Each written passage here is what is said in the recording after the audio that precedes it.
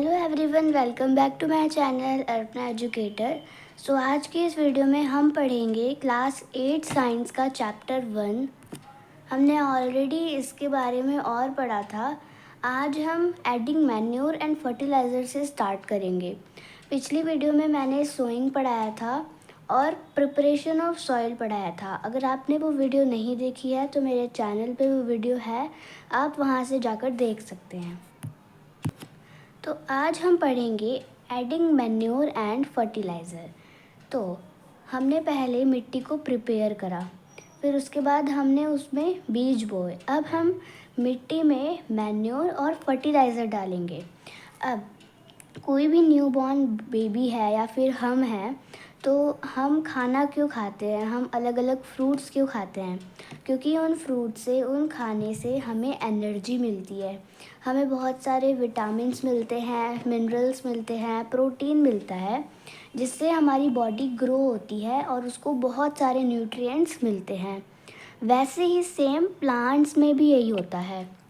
Plants को minerals तो soil से मिलते हैं और हम उनमें जब मैन्योर और फर्टिलाइज़र डालते हैं तो उनमें और भी न्यूट्रिएंट्स आ जाते हैं, जिससे हमारा जो क्रॉप है, जो प्लांट है, वो और अच्छे से उसकी ग्रोथ होती है। वहीं यहाँ पर लिख रखा है, the substances which are added to the soil in the form of nutrients for the healthy growth of plants are called manure and fertilizer। ऐसे सब्सटेंसेस जो कि ऐड होते हैं सॉइल में, किसकी फॉर्म में होते हैं? वो न्यूट्रिएंट्स की फॉर्म में, यानी हम उनमें प्लांट्स में न्यूट्रिएंट्स डालते हैं क्योंकि हेल्दी ग्रोथ के लिए, ताकि उनकी ग्रोथ अच्छी हो पाए, किसकी? प्लांट्स की। उन्हें हम कहते हैं मैन्योर और फर्टिलाइज़र। यहाँ पर मैन्योर और फर्टिलाइज़र दोनों ही अलग अलग है। अब soil supplies mineral nutrients to the crop plants. These nutrients are essential for the growth of plants. अब जो सॉइल होता है, हमने पढ़ रखा है कि वो बहुत सारे मिनरल्स और न्यूट्रिएंट्स बहुत ज़्यादा सप्लाई करता है, जो भी क्रॉप होते हैं और प्लांट्स होते हैं उनमें। अभी जो न्यूट्रिएंट्स होते हैं वो हर बढ़ते प्लांट के लिए बहुत ज़्यादा ज़रूरी होता है, उनकी ग्रोथ के लिए। In certain areas farmers grow crop after crop in the same field. आपने देखा होगा कि कुछ फार्मर्स ऐसे होते हैं जो कि उन्होंने एक खेत पे पहले उन्होंने फसल उगाई, उसके बाद उसको हार्वेस्ट कर दिया, उसको फसल कट गई, फिर उसी खेत में, उसी सेम फील्ड में उन्होंने वापस से खेत उगाई। तो मतलब ऐसा पॉसिबल है, क्योंकि देखो, हमने पहले जो फील्ड थी उसमें तो बहुत, हमने पहले सॉइल प्रिपेयर करा जिसमें बहुत सारे मिनरल्स और न्यूट्रिएंट्स थे। अब वो जो पहला क्रॉप ग्रो हुआ होगा उसने वो सारे न्यूट्रिएंट्स ले लिए होंगे। अब जो नेक्स्ट प्लांट होगा, अब वो वीक नहीं हो जाएगा, क्योंकि सॉइल में तो न्यूट्रिएंट्स और मिनरल्स है ही नहीं।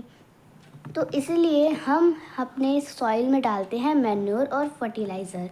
तो the field is never left uncultivated और फैलो। Imagine what happens to the nutrients. So continuous cultivation of crops makes the soil poor in nutrients। अगर हम एक ही फील्ड में, एक ही सॉइल में बार बार कल्टिवेट करेंगे प्लांट्स को, तो उनकी जो सॉइल में न्यूट्रिएंट्स हैं वो कम होते जाएंगे। Therefore farmers have to add manure to the fields to replenish the soil with nutrients। इसीलिए जो फार्मर्स होते हैं वो सॉइल में, मतलब वो फील्ड्स में मैन्योर डालते हैं और फर्टिलाइज़र डालते हैं, ताकि उनकी जो सॉइल की न्यूट्रिएंट्स हैं वो वापस आ जाए। यानी रेप्लेनिश मतलब वापस आ जाना कोई चीज़। इस प्रोसेस को हम कहते हैं मैन्योरिंग। इम्प्रॉपर और insufficient manuring result in weak plants. अब कभी कभार हम ना इम्प्रॉपर, मतलब कि कुछ भी ऐसे डाल देते हैं मैन्योर जो कि प्लांट्स के लिए अच्छे नहीं होते, मतलब उनमें बहुत ज़्यादा केमिकल्स होता है। अब केमिकल से बनी चीज़ हमेशा नुकसान ही पहुंचाती है, तो वो प्लांट्स को भी नुकसान पहुंचाएगी। तो इसीलिए ज़्यादातर हमें क्रॉप्स में क्या डालनी चाहिए? Manure, because manure is an organic substance obtained from the decomposition of plant और animal waste.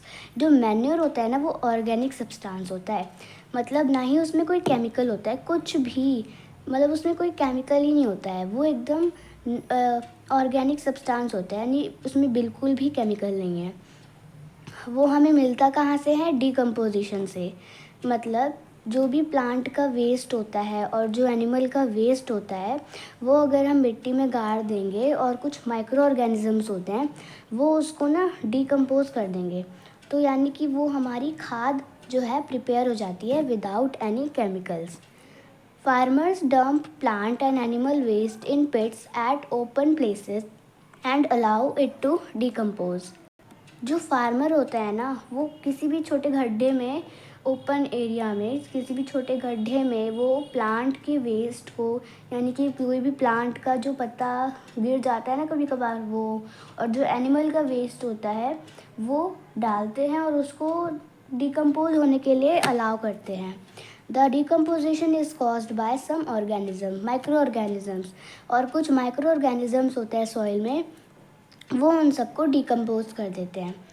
The decompose matter is used as organic manure, और ये जो मिट्टी होती है अब जो डिकम्पोज हो चुकी है, उसे हम अब ऑर्गेनिक मैन्योर की तरह पे यूज़ करते हैं।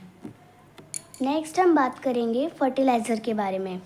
Fertilisers are chemicals which are rich in a particular nutrient. अब फर्टिलाइज़र ना केमिकल होते हैं, मतलब उनमें केमिकल होता है और ये पर्टिकुलर न्यूट्रिएंट, यानी मतलब वो न्यूट्रिएंट में तो रिच होते ही हैं पर उनमें केमिकल्स होता है। How are they different from manure? अब ये मैन्योर से डिफरेंट क्यों होते हैं? Fertilizer are produced in factories. Fertilizer जो होता है वो फैक्ट्रीज़ में प्रोड्यूस होता है। सम एग्जाम्पल और फर्टिलाइज़र आर, कुछ एग्जाम्पल है यहाँ पर फर्टिलाइज़र के, जैसे कि यूरिया, अमोनियम सल्फेट, है ना, सुपर फॉस्फेट, पोटाश, एनपीके यानी nitrogen, phosphorus and potassium. The use of fertilizer has helped farmer to get better yield of crops such as wheat, paddy and maize. अब हम अगर fertiliser का use करते हैं ना, तो जो फार्मर होता है अगर वो फर्टिलाइज़र का यूज़ करेगा तो उससे उसकी जो क्रॉप है वो बहुत ज़्यादा अच्छी होगी, यानी उसकी फसल बहुत ज़्यादा अच्छी होगी, क्योंकि सीधी सी बात है उसमें केमिकल्स मिले हैं इसीलिए। But excessive use of fertiliser had made the soil less fertile. पर अगर हम कुछ ज़्यादा ही फर्टिलाइज़र का यूज़ करेंगे तो वो हमारी प्लांट्स को, जो हमारे क्रॉप्स है उसको डेड बना देगा, यानी कि सॉइल जो है बहुत ज़्यादा कम न्यूट्रिएंट्स हो जाएगी, यानी कि वो बहुत ज़्यादा पुअर हो जाएगी। Fertiliser have also become a source of water pollution. Therefore, in order to maintain the fertility of the soil, we have to substitute fertilizer with organism manure or leave the field uncultivated fallow in between two crops. The use of manure improves soil texture as well as its water retaining capacity. It replenishes the soil with nutrients. अगर हम उसमें manure डालेंगे soil में तो वो soil का जो है टेक्सचर इम्प्रूव करेगा और वो जो है वाटर, यानी कि रूट को वाटर पकड़ने की कैपेसिटी में कुछ ज़्यादा ही मतलब मजबूत बनाएगा और ये सॉइल में वापस से न्यूट्रिएंट्स लाएगा। अब हम बात करते हैं another method of replenishing the soil with nutrients through crop rotation. अब हमारा दूसरा मेथड है हमारे जो फसल है उसको वापस से न्यूट्रिएंट जैसा बनाने का, तो उस प्रोसेस का नेम है crop rotation. This can be done by growing different crops alternately. इसका मतलब कि अलग अलग क्रॉप्स एक ही फील्ड में अलग अलग, जैसे अभी हमने लेग्यूमिनस प्लांट उगाया। लेग्यूमिनस प्लांट मतलब कि कोई से भी, जैसे दाल हो गया, उन सबको हम लेग्यूम्स प्लांट्स बोलते हैं। फिर उसके बाद हमने नेक्स्ट सीज़न में हमने वीट उगा दी, तो मतलब ये हेल्प करता है nitro this help in the replenish of the soil with nitrogen. ये हेल्प करता है सॉइल को कि वापस से उसमें नाइट्रोजन आ जाए। Farmers are being encourage to adopt this practice. हमने in this previous classes you have learned about rhizobium bacteria. These are present in the nodules of roots of leguminous plants. They fix atmospheric nitrogen. अब हमने previous class में यानी पिछली class में हमने rhizobium bacteria के बारे में पढ़ा होगा, जो कि प्लांट्स में होता है, नाइट्रोजन लेने में मदद करता है। जो भी हमारे लेग्यूमिनस प्लांट होते हैं जैसे दाल वाल, उनका जो नोड्यूल होता है उसमें ये होता है राइजोबियम बैक्टीरिया, और ये एटमॉस्फेरिक नाइट्रोजन में पहुंचाता है नाइट्रोजन को। नेक्स्ट हम difference between fertiliser and manure के बारे में पढ़ेंगे। तो फर्टिलाइज़र जो होता है वो मैन मेड एग्रोनिक सॉल्ट, यानी ये मैन मेड आदमी के द्वारा बनाया गया है। और मैन्योर होता है नेचुरल सब्सटेंस जो कि डिकम्पोजिशन के प्रोसेस से हमें मिलता है। नेक्स्ट फर्टिलाइज़र प्रिपेयर्ड होता है फैक्ट्रीज़ में। मैन्योर जो होता है वो फील्ड्स में ही प्रिपेयर कर सकते हैं हम इसको। जो फर्टिलाइज़र होता है उसमें कोई भी ह्यूमस नहीं आती सॉइल में, पर मैन्योर में बहुत सारी ह्यूमस आती है सॉइल में। फर्टिलाइज़र जो होता है वो रिच होता है प्लांट न्यूट्रिएंट्स में, जैसे कि नाइट्रोजन, फॉस्फोरस और पोटाशियम। और जो मैन्योर होता है वो मतलब कम रिच होता है थोड़ा प्लांट न्यूट्रिएंट्स में, मतलब उसमें कुछ ज़्यादा न्यूट्रिएंट्स नहीं होते, थोड़ा कम न्यूट्रिएंट्स होते हैं। अब हम थोड़ा और मैन्योर के बारे में पढ़ेंगे और एडवांटेजेस, उसके क्या फ़ायदे हैं। The organic manure is considered better than fertiliser because, अब ऑर्गेनिक मैन्योर को हम बहुत ज़्यादा अच्छा बताते हैं एक फर्टिलाइज़र से, क्योंकि ये water holding capacity of the soil को इन्हेंस करता है। यानी कि अगर हम इसमें मैन्योर डालते हैं तो जो सॉइल होता है वो वाटर को अच्छे से मतलब पकड़ पाता है। जैसे कि आपने कभी देखा होगा, हम किसी भी प्लांट में कोई सा भी एक पॉट है, अगर हम उसके नीचे छेद कर देते हैं और अब हम उसमें पानी डालते हैं तो आधे से ज़्यादा पानी तो वो उस छेद में से ही निकल जाता है। लेकिन मैन्योर अगर हम उसमें डालेंगे तो मतलब थोड़ा ही कम पानी उसमें आएगा, बाकी मिट्टी जो है वो अब्जॉर्ब कर लेती है, पकड़ लेती है। It makes the soil pores, due to which in exchange of gases becomes easy। ये जो होता है मतलब सॉइल में छोटे छोटे पोर्स बनाती है जिससे ये गैसेस को ईज़िली एक्सचेंज कर सकते हैं।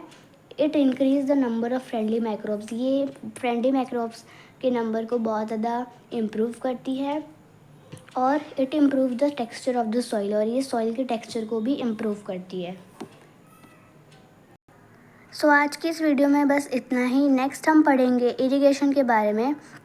अगर आपको ये वीडियो पसंद आई हो तो इस वीडियो को लाइक करना और मेरे चैनल को सब्सक्राइब करना। अब मैं आपसे मिलूँगी नेक्स्ट वीडियो में। Till then take care and bye bye.